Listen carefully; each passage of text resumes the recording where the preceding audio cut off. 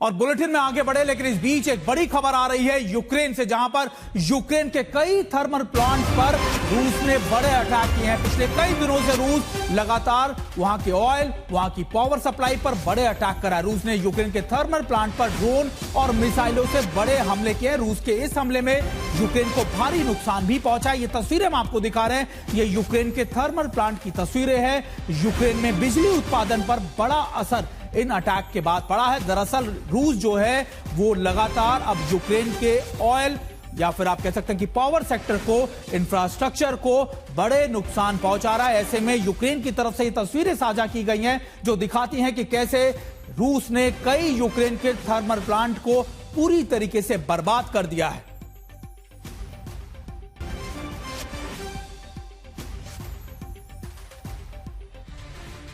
और अब आपको दिखाते हैं कि पिछले 5 दिनों में रूस के ये अटैक कितने ज्यादा विध्वंसक हुए। मैं आपको बड़ी स्क्रीन पर लिए चलता हूं और आपको दिखाने की, समझाने की कोशिश करता हूं कि पहले 5 दिन का अपडेट मैं आप तक पहुंचाता हूं। आखिरकार किसको कितना नुकसान हुआ। सबसे पहले अगर आप देखें 11 नवंबर की बात करें, क्रीमिया में हवार्दियास में तेल डिपो पर यूक्रेन का हमला, यानी यूक्रेन भी नहीं रुक रहा। 11 नवंबर को अगर आप बात करें, डोनेट्स्क और डिनोप्रेस्क में भी रूस के बड़े हमले में एक शख्स की मौत हो गई। इसके अलावा अगला अपडेट मैं आपको 11 नवंबर का एक और दिखा देता हूं कि कैसे डोनेट्स्क और डिनोप्रेस्क में आपको बताया कि रूसी हमले में एक शख्स की मौत हो गई। इसके बाद 12 नवंबर की हम बात करते हैं, ज़ेपोरिजिया पर रूस के ड्रोन हमले में एक शख्स की मौत हो गई। और इसके बाद 12 नवंबर का अपडेट, रूस के ऑर्नेनबर्ग में क्षेत्र में तेल रिफाइनरियों पर हमला किया। यह अपडेट आप देखकर समझिए कि कैसे दोनों ही देश एक दूसरे के ऑयल इंफ्रास्ट्रक्चर को टारगेट कर रहे हैं। 12 नवंबर का एक और अपडेट, डोनेट्स्क में यूक्रेन की बिछाई बारूदी सुरंग में एक शख्स की मौत हो गई। अब बात करते हैं 13 नवंबर की, तीसरे दिन की, यानी ज़ेपोरिजिया पर रूस ने 645 ड्रोनों से बड़ा हमला बोला। और लगातार ज़ेपोरिजिया भी एक बड़ा आप कह सकते हैं इलाका है जहां पर न्यूक्लियर प्लांट भी है, बहुत इंपॉर्टेंट इलाका है। खेरसोन पर रूसी हमले में एक सुरक्षा गार्ड की मौत होगी। हालांकि देखिए, इससे ज्यादा बड़े अटैक्स या फिर आप कह सकते हैं कि ज्यादातर दोनों का फोकस सिविल इंफ्रास्ट्रक्चर से ज्यादा ऑयल रिफाइनरी पर है। ज़ेपोरिजिया के रूसी कब्जे वाले इलाके में यूक्रेन ने भी हमले किए, जिसमें एक महिला की मौत हो गई। 14 नवंबर की अगर आप बात करें, यूक्रेन की राजधानी कीव पर रूस का भीषण हमला हुआ। कीव के साथ साथ कई बड़े इलाकों में रूस बड़े अटैक करा। यूक्रेन के 2 कब्जे वाले आप कह सकते कस्बों के अंदर कब्जे का रूसी दावा है। रूस ने कहा है कि हमने 2 बड़े कब्जे कर लिए हैं यूक्रेन के इलाकों में। ज़ेपोरिजिया के रूसी कब्जे वाले इलाके में तेल डिपो पर यूक्रेन का हमला हुआ है। ज़ेपोरिजिया न्यूक्लियर सप्लाई के लिए बहुत इंपॉर्टेंट है। कीव पर रूसी हमले में 6 लोगों की मौत हो गई। जब भी ज़ेपोरिजिया पर अटैक करता है यूक्रेन, तो रूस सीधा जवाब देता है कीव को। और रूस के अटैक में 35 लोगों के मारे जाने की खबर है। इसके अलावा कीव में अजरबैजान का दूतावास क्षतिग्रस्त हुआ है, यानी अब जोन के जो आप कह सकते हैं डिप्लोमेटिक जोन्स हैं, उन पर भी बड़े अटैक्स किए जा रहे हैं। यूक्रेन के चेर्नोमार्स्क में भी रूसी ड्रोन से हमले में 2 लोगों की मौत हो गई है। इसके अलावा 15 नवंबर का एक और अपडेट आपको बता दें, यूक्रेन ने 216 ड्रोन मार गिराने का दावा किया। ये सारे ड्रोन रूसी है और यह भी माना जा रहा था कि रूस ने बड़े अटैक किए। अब आपके लिए यह जानना जरूरी होगा कि पिछले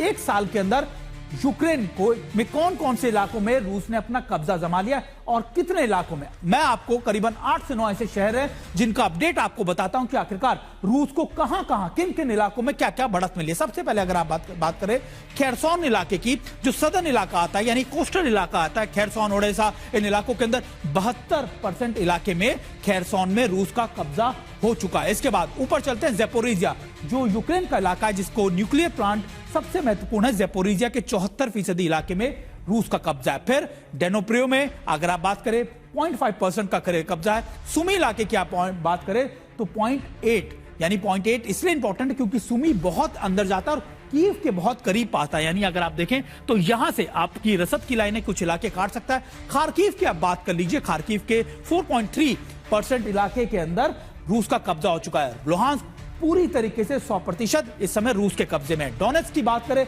76% इलाका जो है वो रूस के कब्जे में है। सिर्फ बाहर के कुछ इलाके हैं खासतौर पे जो इस समय यूक्रेन की सेना बैठी हुई है, लेकिन उनके मोर्चे बहुत कमजोर हो गए। क्रीमिया 2014 के बाद से ही रूस के कब्जे में, लेकिन क्रीमिया के आसपास के इलाकों को भी, आसपास यानी आगे के इलाकों को भी रूस ने सिक्योर कर लिया है। अब आप मानिए कि इन इलाकों को एक तरीके से रूस अब इन इलाकों को मान के चलेगा कि वो इसके बफर जोन्स है जो क्रिएट कर रहा है, ताकि रूस के इन इलाकों में, यानी लाल जो आप लाइन देख रहे हैं, इन इलाकों से पहले 20 से 30 किलोमीटर का ये इलाका पूरी तरीके से एक बफर जोन के तौर पे तब्दील हो जाए। लेकिन सबसे इंपॉर्टेंट है ये करीबन 220 किलोमीटर की जो ये कोस्टल लाइन है, अगर रूस खेरसॉन के बाद ओडेसा और फिर आगे बढ़ता है और इस पूरे इलाके को काट देता है, तो फिर यूक्रेन के कई इलाके सीधे तौर पर यूरोप के कई देशों के साथ कट जाएंगे और फिर इस कोस्टल लाइन को रूस अपने इलाकों में तब्दील कर लेगा। और शायद ये सबसे इंपॉर्टेंट पॉइंट है जो इस पर रूस बहुत तेजी से काम कर रहा है।